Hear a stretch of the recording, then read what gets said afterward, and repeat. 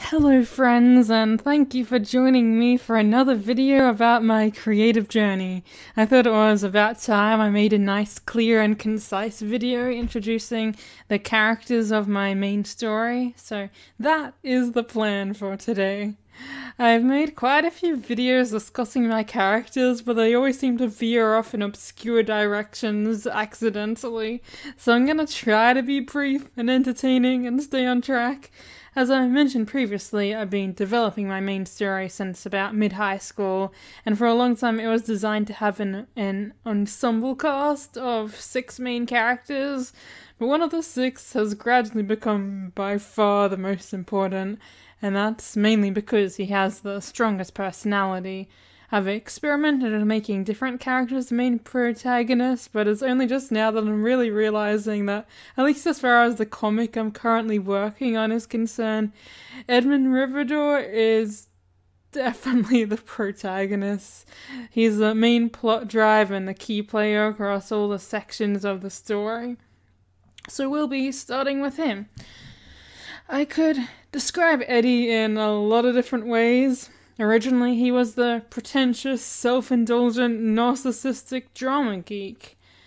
But now he has become just a whole lot more. He is hyperactive, over-enthusiastic, over-competitive, arrogant, theatrical, histrionic, impulsive, reckless, ignorant of the consequences of his actions. He's a pyromaniac, self-destructive, rebellious, passionate, adventurous. He's depressed, insecure from feeling unworthy and unintelligent. He's naive, over-romanticizes everything, values youth too much. He's wholesome, innocent, a cinnamon roll, just wants to escape responsibility, just wishes he could learn to love himself.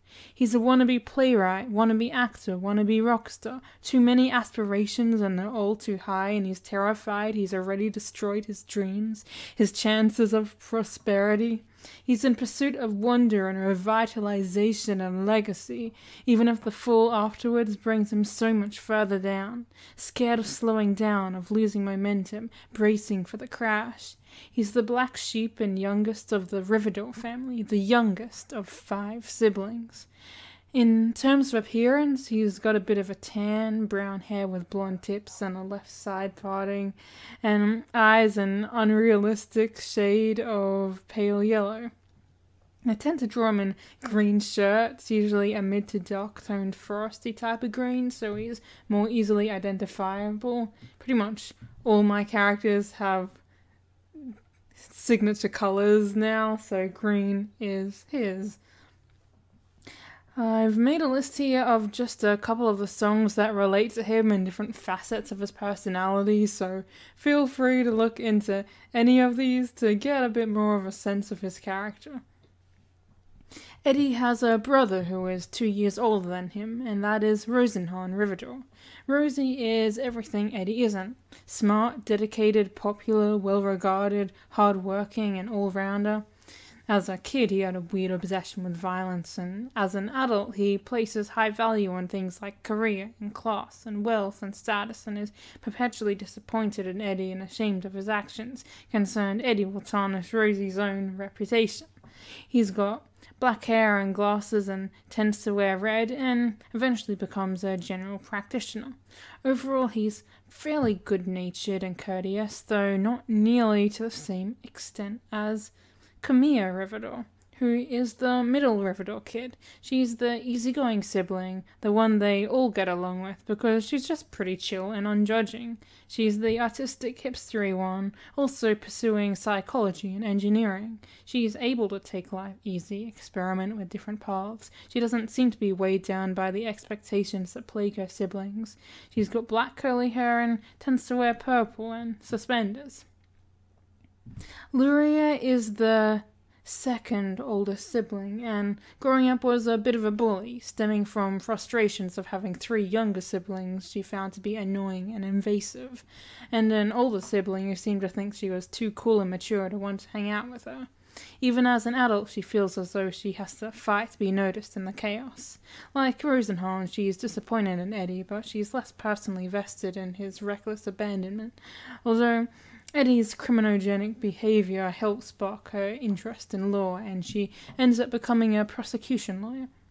Just like everyone who isn't Eddie, she excels academically, but particularly in order to be able to keep up with her older sister, because she can't be the one to drop the ball. She has brown hair and glasses and often wears navy blue. Which brings us to May, the oldest Riverdorf sibling. She is perhaps best described as the maternal, nurturing sibling, being very protective of all of them, especially Eddie, with him being the youngest and most reckless. She is the default parent in place of their real parents, who are far too career-focused to not be neglectful. As a teenager, May was very resentful of this role. She wanted to be uninhibited. She wanted a chance for exploration, for freedom and adventure, only for her slight step into the unknown to become a new ordinary. But at least it seemed to be an ordinary she chose, one she could be content with.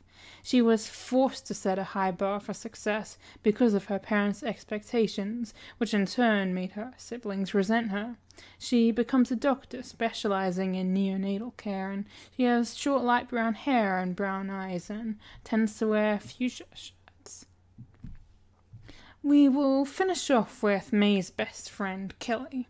Kelly Emery was the confident, rambling spokesperson to May's mature reservedness, but despite seeming like the tough, extroverted one with a kindred spirit, she was too reliant on May's backup and support.